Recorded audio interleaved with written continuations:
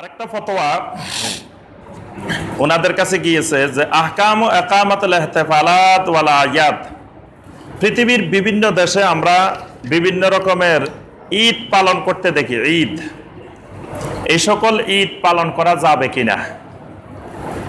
যেমন আমরা দেখি বিবাহ বার্ষিকী উপলক্ষে অনুষ্ঠান করা হয়, তারপরে নবী সাল্লাল্লাহু আলাইহি ওয়াসাল্লামের জন্মদিনের ঈদ, ঈদে মিলাদুন নবী, তারপরে এরকম আরো বিভিন্ন নতুন নতুন ঈদ, নতুন নতুন অনুষ্ঠান আমরা বর্তমানে দেখি মুসলিম উম্মার মধ্যে। এই সকল নতুন নতুন ঈদ পালন করা যাবে কিনা, এই ফতোয়াটা হইল ফতোয়া আল্লাজনা আদ-দাইমা লিল বুহুসিল ইলমিয়্যা ওয়াল ইফতাহ, অর্থাৎ ফতোয়া বিষয়ক সর্বোচ্চ স্থায়ী কমিটির উলামায়ে কেরামদের ফতোয়া। আচ্ছা, তারা বলছেন আল আয়াদু ফিল ইসলামে সালাসা, ইসলামে ঈদ হইল মোট তিনটা। ইয়াউমু ঈদুল ফিতর, একটা হলো ঈদুল ফিতর। ইয়াউমু ঈদুল আযহা, একটা হলো ইয়াউমুল আযহা। আর একটা হলো ইয়াউমুল জুমুআহ। ইয়াউমুল জুমুআহ আমাদের ঈদের দিন, মুসলিমদের জন্য ইয়াউমুল জুমুআহ ঈদের দিন।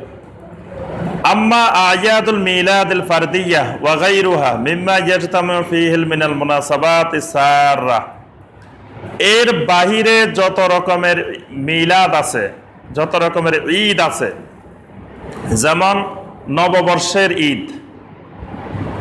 নববর্ষের ঈদকে কি বলে? 31 নাইট, নববর্ষ, এটা সেটা যা যা বলে, এই জাতীয় যত উৎসব আছে। ওয়াল মিলাদিয়া ইয়াউমে নিসফে শাবান, লাইলাতুন নিসফে, ইয়াউমে মাউলুদুন নবী সাল্লাল্লাহু আলাইহি ওয়াসাল্লাম, নবী সাল্লাল্লাহু আলাইহি ওয়াসাল্লামের জন্মদিনের ঈদ।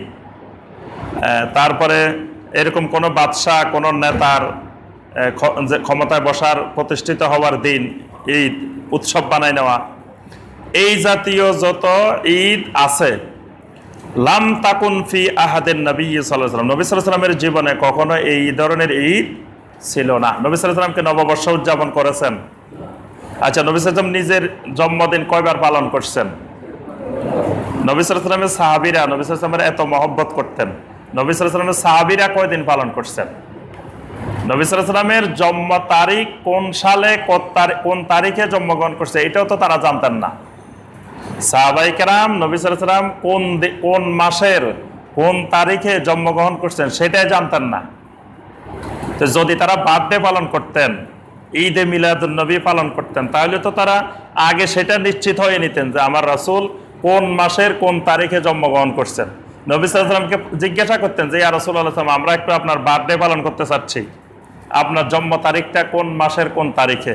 আমরা ওই দিন একটা আরবীয় রীতি অনুসারে, ওই সময় তো আর কেক ছিল না, কেক থাকলে তো 50 কেজি 60 কেজির কেক, তো সেই সময় যা ছিল খেজুর দিয়ে হোক বা অন্য খাবার দিয়ে হোক একটু বার্থডে পালন করতেন। তো নবী সাল্লাল্লাহু আলাইহি ওয়াসাল্লামকে কোনো সাহাবী জীবনে জিজ্ঞাসাও করেন নাই যে আপনার জন্ম তারিখটা কয় তারিখ।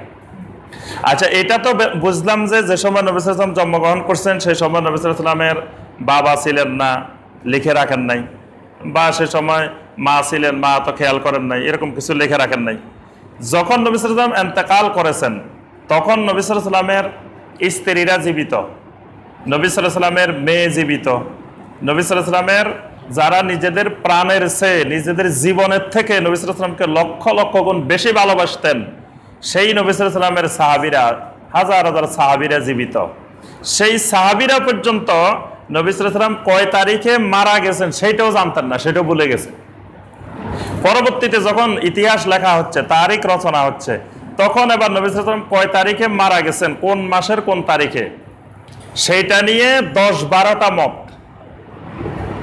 তো এখানে তো এত মত হওয়ার প্রশ্ন আসে না, এখানে তো একটাই থাকবে মত, কারণ সবার সামনে মারা গেছেন, তারা জানাজা পড়লেন, তারা দাফন করলেন, তারাই জানেন না যে নবী সাল্লাল্লাহু আলাইহি ওয়াসাল্লাম কোন মাসের কোন তারিখে মারা গেছেন। 10-12টা মতামত। কেউ বলতেছেন নবী সাল্লাল্লাহু আলাইহি ওয়াসাল্লাম রমজান মাসে মারা গেছেন। তো তাদেরকে জিজ্ঞাসা করলো রমজান মাস বুঝলেন কেমনে? বলে যে শুনো, নবী সাল্লাল্লাহু আলাইহি ওয়াসাল্লাম 40 বছর বয়সে নবুয়ত পাইছেন। তো নবী সাল্লাল্লাহু আলাইহি ওয়াসাল্লাম নবুয়ত পাইছে কোন মাসে? রমাদান মাসে। তো রমাদান মাসে 40 বছর পূর্ণ হয়েছে। তো ঠিক নবী সাল্লাল্লাহু আলাইহি ওয়াসাল্লাম 63 বছর বয়সে ইন্তেকাল করছেন, তো 63 বছরও তো পূর্ণ হয়েছে রমজান মাসে।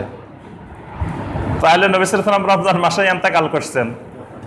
নবী সাল্লাল্লাহু আলাইহি ওয়াসাল্লাম রমজান মাসে ওহী পাইছেন, রমজান মাসেই ইন্তেকাল করছেন, 63 বছর পূর্ণ হয়েছে। কারণ নবী সাল্লাল্লাহু আলাইহি ওয়াসাল্লাম এই সোমবারে জন্মগ্রহণ করছেন আবার সোমবারে মারা গেছেন, এটা তো সহি হাদিস দ্বারা প্রমাণিত। তাহলে নবী সাল্লাল্লাহু আলাইহি ওয়াসাল্লাম 63 বছর বলতেছি আমরা, তো নবী সাল্লাল্লাহু আলাইহি ওয়াসাল্লাম যদি রমজানে মারা না যান তো 63 বছর হয়েছে কেমনে? কারণ নবী সাল্লাল্লাহু আলাইহি ওয়াসাল্লাম 40 বছর তো রমজানে হয়েছে, এটা তো ঠিক আছে, 40 বছরের নবুয়ত পাইছেন, তো সেটা রমজানে হয়েছে। আর এখানে তো ইংরেজি আর আরবির হিসাব নাই, নবী সাল্লাল্লাহু আলাইহি ওয়াসাল্লামের পুরো হিসাবটাই হলো আরবি। এই জন্য অনেকে বলছেন যে রমজান মাসে মারা গেছেন, অনেকে শাওয়াল মাসের কথা বলছেন, বিভিন্ন মাসের কথা বলছেন। তা এখন কথা হইলো এত মত আসলো কেন? এত মত আসছে এই জন্য যে ওই সাহাবাই কেরাম, নবী সাল্লাল্লাহু আলাইহি ওয়াসাল্লামের স্ত্রীরা, মেয়েরা কখনো চিন্তা করেন নাই যে নবী সাল্লাল্লাহু আলাইহি ওয়াসাল্লামের মৃত্যুবার্ষিকী পালন করা লাগবে বা মৃত্যুর দিন কিছু করতে হবে, কুলখানি করতে হবে, 1 লক্ষ বার কুল হুয়াল্লাহু আহাদ পড়তে হবে, কুলখানি লাগবে, বা কয়েক হাজার কোরআন খতম লাগবে মৃত্যুবার্ষিকীর দিন। এই জাতীয় কোনো চিন্তা সাহাবাই কেরামের মাথায় আসে নাই।